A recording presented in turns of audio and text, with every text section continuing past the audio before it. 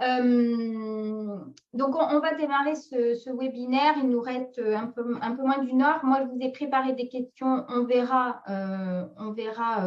s'il y en a d'autres qui émergent. Il y a celle qu'Élise m'a posée tout à l'heure sur LinkedIn. Donc, on les traitera en direct, du coup, Élise.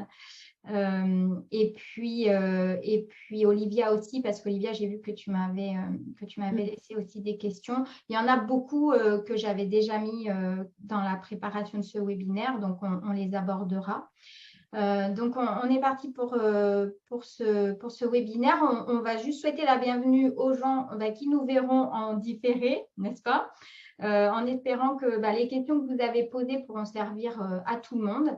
Je refais vite fait la présentation d'Elance parce que effectivement, Elance, c'est un cabinet de conseil et un organisme de formation qui accompagne les prestataires d'activités de formation au sens large, et j'insiste vraiment sur ça parce qu'on peut très bien être prestataire d'actions de formation de manière très marginale, en plus des prestations de services que l'on propose. Je pense que c'est le cas d'Élise d'ailleurs, où on a une double activité et où la formation s'impose un peu à nous. On peut être formateur indépendant, en sous-traitance ou en direct. On peut être organisme de formation avec tout un staff, etc. Quoi qu'il en soit, nous sommes tous dans le même panier avec les mêmes règles, la même réglementation, les mêmes contraintes, mais aussi les mêmes avantages et le même plaisir à pouvoir transmettre. Donc, on va démarrer avec la première question, si vous êtes d'accord. Que moi j'avais recensé, c'était comment savoir si ma formation relève du champ de la formation professionnelle ou pas. Il y a énormément de questions là-dessus, ou alors, si ce n'est pas une question, c'est une confusion d'entrée de jeu. C'est-à-dire que souvent, j'ai des formateurs qui n'interviennent par exemple qu'en école sur des parcours de formation initiale, et qui me disent mais Aurélie, est-ce que du coup, il faut que je fasse mon dossier de déclaration d'activité, je suis obligée de faire ça, etc. Et en fait, il faut arriver à faire la distinction de qu'est-ce qui relève du champ de la formation professionnelle et qu'est-ce qui n'en relève pas. D'accord? Est-ce que vous, sur ce sujet, vous êtes au clair? Non. Non? Non. C'est une question que je ne me suis même pas posée en fait. Ah bah bravo. Et tant mieux de que j'ai pu la poser là. En fait, quand on travaille sur de l'action de formation initiale auprès d'étudiants, en fait, on n'est pas dans le champ de la formation professionnelle. La formation professionnelle, c'est le champ de la formation pour adultes. D'accord? On est sur de la formation continue. On n'est pas sur la formation initiale. Et je pense que chez Élise, par exemple, on a cette double activité-là. C'est pour ça, justement, ma question, parce que oui, moi, je voyais bien la différence. Et d'ailleurs, sur mon bilan pédagogique de l'année passée, j'ai mis 0 parce qu'en 2022, nous n'avons pas dispensé de formation autre que auprès des écoles. Là, en 2023, ça commence à arriver pour notre organisme de formation, et auquel cas, ça, je vais le déclarer. Oui. Mais je vais avoir confirmation de votre part. En fait, il faut, donc déjà, il y a ça, d'accord? Après, sauf si c'est des étudiants qui sont sur du CFA, de l'apprentissage, là, c'est pas la même chose. Là, oui, ça rentre dans le champ de la formation, puisqu'aujourd'hui, depuis la loi, ils ont restructuré les champs d'application de la formation professionnelle. Donc aujourd'hui, ce qui rentre dans le champ le champ de la formation professionnelle, ça va être tout ce qui est action de formation continue, tout ce qui est bilan de compétences, tout ce qui relève du CFA, tout ce qui relève des VAE. D'accord? À partir du moment où on est déjà dans une de ces 4 cases, c'est qu'on est dans le champ de la formation professionnelle. Mais après, c'est oui, mais qu'est-ce qu'on entend par action de formation? Parce que c'est ça le vrai sujet, c'est qu'est-ce que c'est qu'une action de formation?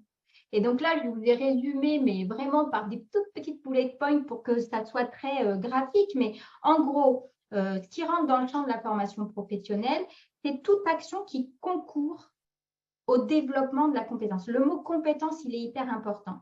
Moi, quand j'ai démarré il y a 25 ans, deuxième salle, on était des vendeurs d'heures. Je dis ça pas de manière péjorative, etc. Mais c'est la vérité. On vendait des heures de formation et c'était le business de l'époque. Le champ s'est rétréci, s'est restructuré et aujourd'hui, on est des vendeurs de compétences. On vend de la compétence, on vend de l'accès à la compétence. Okay, donc ça, c'est vraiment déjà premier point. Deuxième point, il faut qu'une action de formation elle ait un parcours pédagogique. Un début, une fin et des évaluations qui vont échelonner la progression. Et là, vous me direz, bah ouais, mais moi, quand j'interviens à l'école pour mes étudiants, c'est ce que je fais. Oui, mais on n'est pas forcément dans l'atteinte d'un objectif professionnel ou dans l'atteinte d'une compétence professionnelle. Même si à terme, ils sont bien sûr, ils sont destinés à, mais on est dans la formation initiale, on n'est pas dans la formation continue. Et enfin, je vous ai mis les trois derniers points que je vous ai notés. C'est une action de formation, il lui faut des moyens techniques, des moyens humains et des ressources pédagogiques. Si déjà vous répondez à tout ça, avec en plus la question du public, hein, bien entendu, auquel on s'adresse, c'est que vous êtes dans le champ de la formation professionnelle. Je donne un exemple pour illustrer tout ça. Je suis formatrice en wedding cake. D'accord? Je m'adresse aux particuliers qui ont envie de s'éclater le dimanche. Ce n'est pas de la formation professionnelle. OK. Je m'adresse à des professionnels du métier ou des gens qui préparent un TAP ou qui ont un TAP mais qui veulent… Voilà. Là, je suis dans la formation continue, dans le développement des compétences d'une personne du secteur ou en tout cas qui veut se reconvertir peut-être dans ça. Et là, je suis dans le champ de la formation professionnelle. Est-ce que ça vous paraît clair? Oui. Est-ce que ça valait le coup de venir poser cette question-là? Oui. Ouais. OK. Je continue. Deuxième question qu'on me pose souvent et surtout, ben là, je crois que c'est Olivia qui m'a posé la question sur son message et qu'on reparlait d'ailleurs tout à l'heure dans la présentation, c'est comment savoir est-ce que j'y vais ou est-ce que j'y vais pas sur Calliope? On a beaucoup qui freinent des quatre fers là parce que Calliope, on s'en fait une montagne, mais ce n'est pas si compliqué.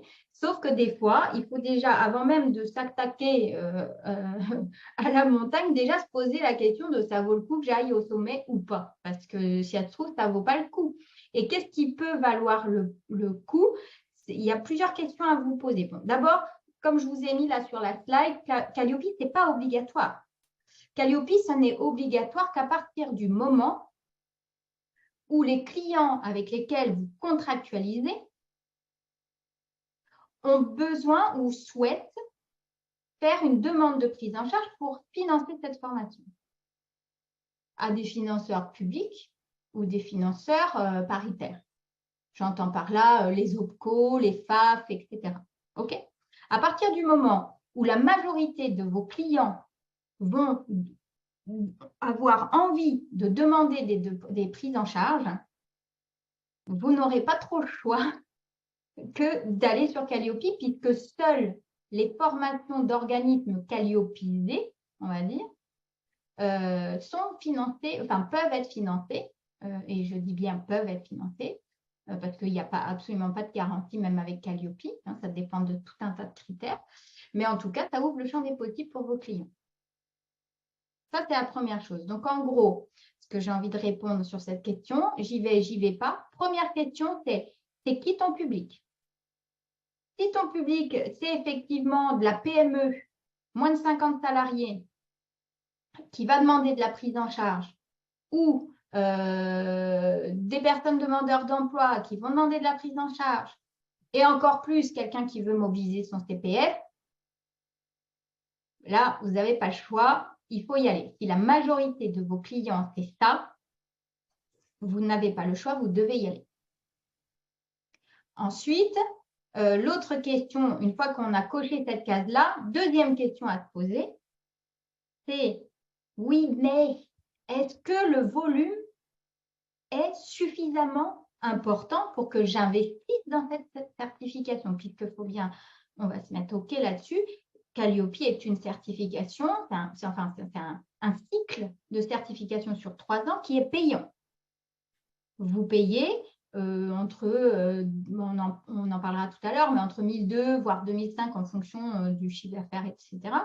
Enfin bref, c'est un investissement pour la boîte qui a amorti sur 3 ans, certes, mais ça reste un investissement. Donc, la question, c'est de mettre cet investissement au regard du volume que ça va pouvoir générer. Mais ça, c'est du bon sens, comment dire, c'est du bon sens de gestionnaire d'entreprise. D'accord? C'est la deuxième question à vous poser. D'accord?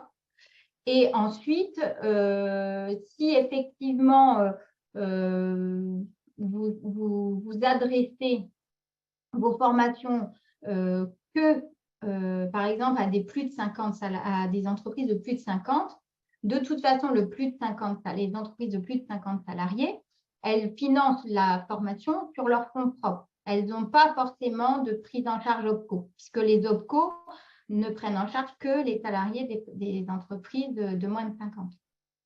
Après, il y a des contributions volontaires, bien sûr, mais malgré tout, les plus de 50 financent sur leurs fonds propres.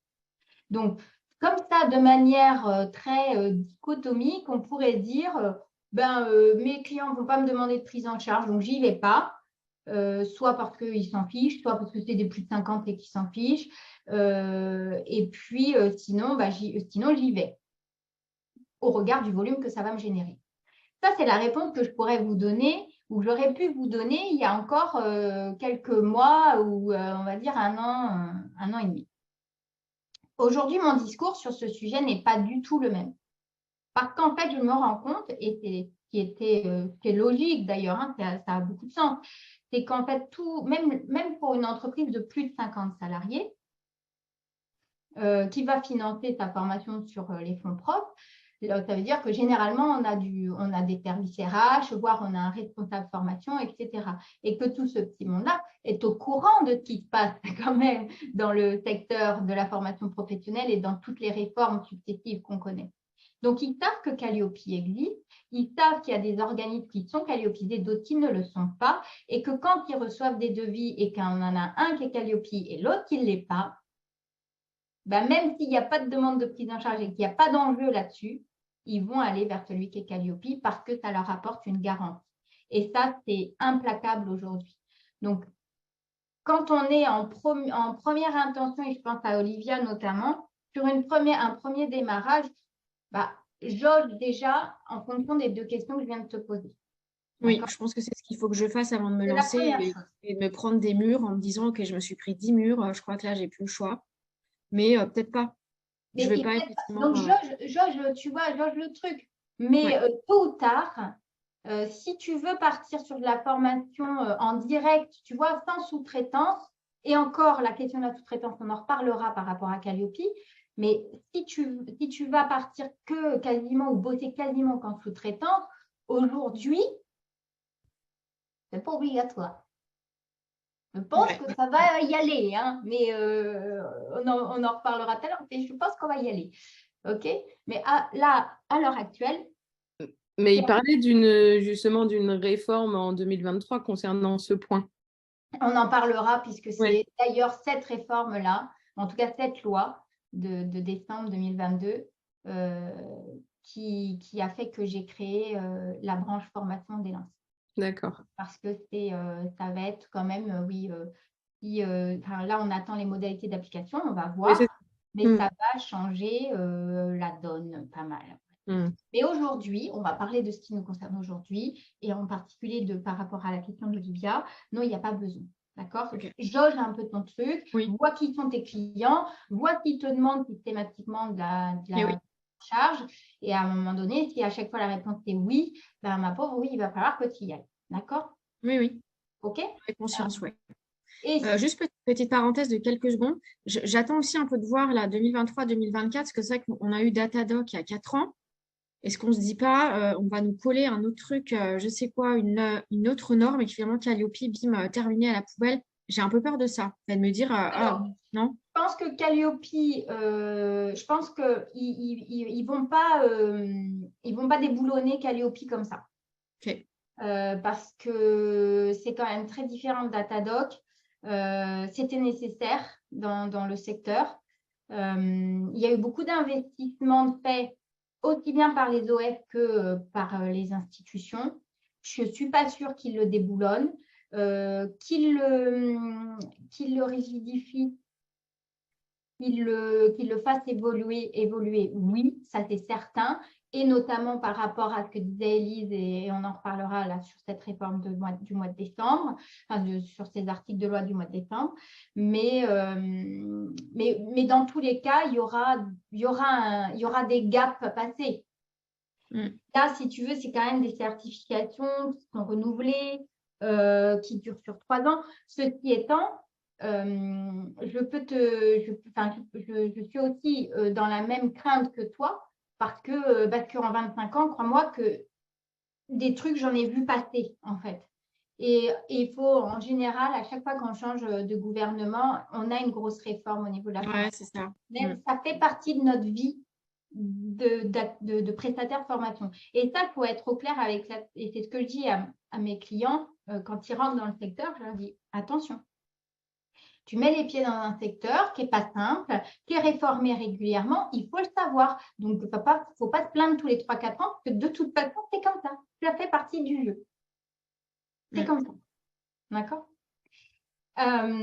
Et donc, pour finir sur ce sujet, non, bien sûr, Calliope n'est pas obligatoire, mais, et j'en ai encore eu l'exemple cette semaine, j'ai un client qui m'a appelé, qui voulait passer Calliope, parce qu'en fait, il avait, pour les appels d'offres, on lui demandait, ou même des grosses boîtes qui voulaient faire appel à lui ont dit, nous, on préfère prendre des organismes en Calliope, alors qu'il n'y avait pas de financement, de rien du tout. Hein. D'accord ? Mais ils préfèrent. Donc, c'est une norme qui tend à s'étendre. OK ? C'est OK pour vous ? Ouais, dernière question sur Calliope. Là, c'est plutôt le côté économie. Est-ce que tu penses que on est en mesure, nous, en tant que formateurs indépendants, de prendre les 32 items de Calliope et de le faire nous-mêmes? Et après, bon, effectivement, on n'a plus le choix. Enfin, je ne sais pas exactement comment fonctionne Calliope. Bon, c'est peut-être pas ton intérêt, effectivement, de me répondre oui, tu peux le faire toute seule.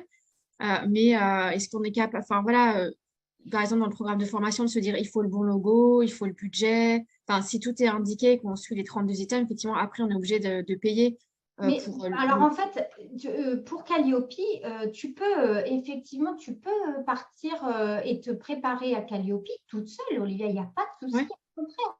Mais il faut le faire à fond, en fait. Et là, si tu veux, là où ça coince généralement, c'est que, en tout cas, moi, c'est ce que je constate dans mes accompagnements, c'est que souvent, quand les gens le font seuls, et je ne parle pas pour ma paroisse, je m'en fiche, mais quand les gens le font seuls, ce que je constate, c'est qu'ils se mettent 10 fois plus de difficultés qu'attend le référentiel au final. Parce qu'on a tellement une pression, mais ça, c'est très archaïque chez nous, en fait.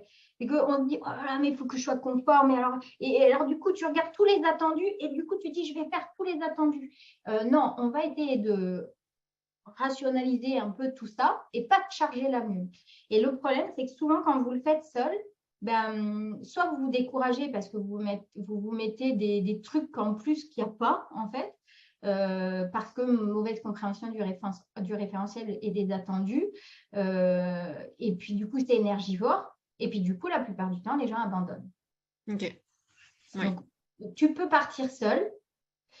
Tu peux même à la limite partir seule et te faire accompagner après, tu vois, pour dire, voilà, moi je suis partie seule, je crois que j'ai fait le tour de la question, mais j'ai besoin d'un petit regard extérieur pour savoir si je suis dans les clous, tu vois. D'accord, ok. Oui, c'est juste parce que par économie, de se faire accompagner de A à Z, j'imagine que, je ne sais pas, plusieurs Pas le milliers même d'euros. prix. Moi, si je peux me permettre, justement, moi, j'ai fait tout toute seule et je me suis fait accompagner sur la fin pour avoir un œil extérieur, valider ou modifier certains critères et après pour passer l'audit. Et effectivement, le coût est moindre. Quel coût? Le coût de l'accompagnement final, juste une relecture, entre guillemets. Ouais. Mais, et puis après, tu sais, sur le marché, Olivia, tu as plein de types d'accompagnement. Alors, justement, on en parlera parce que souvent, la question qu'on me pose par rapport à Calliope uniquement, c'est ouais, ça coûte combien une certification, ça coûte combien de se faire certifier, etc.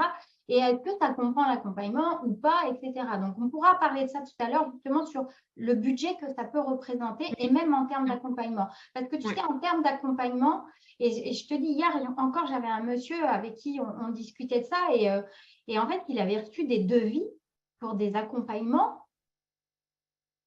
Non, mais c'est un truc de dingue. Il y en a qui surfent sur la vague, je confirme. Il y en a qui surfent sur la vague, mais qui surfent sévère, quoi. C'est-à-dire que là, c'était du 7 000 ou 8 000 euros, l'accompagnement. Donc, tu rajoutes 2 000 balles de certification pour 10 000 Ouais, euros. non, mais non. Non, ça, c'est Ça pas devient délirant, ouais. Oui, c'est pour ça, en fait. c'est un Voilà. gros délire là. Donc moi, je suis déjà pas du tout dans ces prix-là, mais surtout, tu as plein d'accompagnements possibles en fait. Ok. Tu as même une partie, tu vois, c'est en ce sens-là, tu vois, par exemple, là, que j'ai mis là en place en ouvrant cette branche formation, parce que je me suis dit, en fait, les 80% de mon accompagnement, c'est du transfert de compétences. C'est de l'explication, c'est de la pédagogie. Je fais de la pédagogie sur le référentiel pour vous faire rendre compte qu'en fait, c'est pas si pire. Et que non, c'est pas ça qu'on te demande. Non, tu n'as pas besoin d'avoir un logo hyper. Non, c'est pas ça le sujet. D'accord? Et on met du sens. Donc, tu as une partie, par exemple, chez nous, là, chez Lance, tu as une partie formation que tu peux, sur laquelle tu peux faire des demandes de prise en charge en plus, et une partie audit blanc, mais avec préconisation. Parce que Élise, il y a aussi des personnes, mais je pense que ce n'est pas votre cas, mais il y a aussi des acteurs qui font des audits blancs et qui vous disent, bah non, là, par exemple, vous n'êtes pas conforme. Oui, mais après, je fais quoi de ça? Donc, il faut de la préco. Donc, tu peux très bien, tu vois, avoir des offres un peu atypiques comme ça, avec une partie formation pour te monter en compétence sur la compréhension du référentiel, et puis juste un petit vernis accompagnement, mais pas cher, tu vois, qui vient juste te dire, oui, tu as bien compris ce que je t'ai appris, oui, tu l'as bien traduit comme je te l'ai appris, et donc c'est OK. Ou alors, non, sur ce point-là, ça ne va pas, donc il faudrait que tu revoies ça, et puis je te fais une préconisation, et tac, tu transformes. D'accord, ouais, ok. Et Bon, sans parler de prix, mais sans parler de prix, c'est le temps, en fait. Parce que ça a un coût, le temps que tu vas y passer. D'accord? Oui. Donc, sur les accompagnements, vous en avez de toutes sortes. Vous avez même des structures qui accompagnent clé en main. Alors, chez Lance Formation, sachez qu'il n'y a pas de clé en main. Je vous le dis direct, je ne fais pas ça. Parce que la certification Calliope, c'est 18 mois. Après, vous avez un audit de surveillance. Donc, ça veut dire que quand vous passez votre audit initial, vous annoncez tout plein de belles choses, vous montrez tout plein de belles choses. Sauf que là, moi, en tant qu'auditrice Calliope qui vous parle, quand je fais des audits de surveillance, j'ai 80% des dossiers sur lesquels on est obligé de mettre des non-conformités parce que, en fait, qu'a été annoncé 18 mois avant, ce n'était pas tenable, en fait. Et souvent, les personnes sur qui ça n'a pas été tenable, c'est souvent des gens qui ont pris des accompagnements clés en main, qui se sont vus donc remettre les clés du palais ou les clés de la voiture, mais qui ne savaient pas du tout conduire la voiture. Ok. Mais on leur a dit c'est une belle voiture. Donc, ils ont pris la belle voiture, mais sauf qu'ils ne savent pas la démarrer et encore moins la faire avancer. Et donc, sur les audits de surveillance, ça se voit, mais comme le nez au milieu de la figure. Quelle non-conformité qui revient d'après votre expérience en tant qu'auditrice dans l'audit de surveillance? Alors, sur l'audit de surveillance, il y a pas mal de non-conformités, souvent sur la partie de la veille. D'accord. Parce que c'est un truc qu'on a l'habitude de faire, mais qu'on n'a pas l'habitude de tracer. Et souvent, on s'est mis pas mal de pression sur la veille et puis on a mis beaucoup d'énergie pour l'audit initial, pour montrer tout plein de choses. Et puis, en fait, sauf que derrière, tu ne le fais pas. Tu dis, oh, je fais de la veille toutes les semaines, j'ai un super tableau, je référence tout. Sauf que tu reprends le tableau 18 mois après, je garantis que c'est quasiment le même à l'identique que 18 mois avant. Donc, les gros items sur les non-conformités, c'est la veille, tout ce qui concerne la formation continue, l'amélioration continue, pardon, les fameuses évaluations qui sont pour la plupart envoyées, ce n'est pas le sujet, mais souvent, c'est peu ou pas ou mal analysé. Et surtout, il n'y a pas d'action corrective, en fait. Ou alors, il y en a, mais elles ne sont pas tracées. Donc, on n'est que sur la bonne foi et ça ne marche pas la bonne foi avec Calliope. Donc, on va être pas mal sur ces sujets-là. Et le logo, la charte, ça devient… on n'en parle pas, oui. Effectivement, le logo Calliope, alors souvent, ça décourage nos audités parce que premier truc qu'on vérifie, effectivement, c'est l'usage du logo Calliope. Et on commence l'entretien comme ça. Et bim, ça met bien tout le monde à l'aise. Non-conformité d'entrée de jeu. Donc oui, essayez d'être un petit peu, de faire un peu de veille sur cet usage, surtout que vos certificateurs Calliope prennent la peine de vous envoyer les chartes d'utilisation du logo. Vous avez tout sur Internet pour savoir comment utiliser ce logo. Vous pouvez même aller sur la chaîne d'Élan Format. J'ai fait une vidéo exprès pour ça, parce qu'en fait, effectivement, il y en a beaucoup qui se plantent. Mais c'est des bêtises. Après, attention, l'enjeu, il n'est pas ouf non plus. Hein. Ce n'est pas grave. C'est juste que tu prends le risque de voir la Calliope suspendue pendant le temps que tu nettoies tout ça, quoi. D'accord? Donc, il faut, ouais, effectivement, c'est aussi un sujet sur lequel il y a pas mal de non-conformités. C'est OK pour vous? Oui. Continue? Allez, question suivante. Ça, c'est une question qu'on me pose souvent. C'est comment savoir de quel financeur dépend mon client? Alors, je pourrais presque vous répondre, ça ne vous regarde pas, en fait. Ça ne vous regarde pas parce que si vous vendez de la formation, ce n'est pas pour qu'elle soit payée par XY, même si commercialement, on ne va pas te mentir, c'est un levier stratégique, hein, bien sûr. Mais il ne faut pas, en tout cas, c'est le conseil que je vous donne, il ne faut pas que ce soit la seule motivation à vous lancer dans la formation. D'accord? Parce que sinon, vous vous mettez le doigt dans l'œil et vous vous plantez complètement parce que déjà, vous vous écartez du sujet, le sujet initial. Mais c'est surtout que, je vous garantis, et là, c'est encore mes vieilles 25 ans d'expérience qui parlent et qui vous disent les financements, c'est plus que c'était il y a 20 ans, encore moins il y a 10 ans, et ainsi de suite. Et ça ne va pas aller en s'arrangeant, je pense. D'accord? Donc, il ne faut pas tout miser là-dessus. Donc, presque le financeur, c'est anecdotique. Premièrement. Deuxièmement, souvent, les montants de prise en charge varient en fonction de la période à laquelle votre client va faire sa demande, en fonction de ce qu'il a consommé, qu'il ne vous dit pas ou qu'il a oublié de dire et que du coup, vous annoncez un truc alors que c'est faux. Ne vous engagez jamais, mais jamais, jamais, ne vous engagez jamais sur le financement des formations que vous vendez. D'accord? Parce que vous prenez le risque de vous mettre une balle dans le pied. Et en plus, tout à l'heure, je vous parlerai des sanctions pénales. C'est interdit de faire de la publicité qui pourrait induire un financement. D'accord? Donc, il faut faire attention là-dessus. Donc, à cette question, comment je peux savoir presque, ça ne vous regarde pas. Néanmoins, en termes d'accompagnement de votre client, en termes de chouchoutage, relation client, etc., c'est toujours un plus de bien connaître les financements de la formation professionnelle. Sans forcément en connaître le détail en termes de plafond, en termes de montant, mais de bien connaître les acteurs du financement de la formation professionnelle pour pouvoir orienter votre client. D'accord?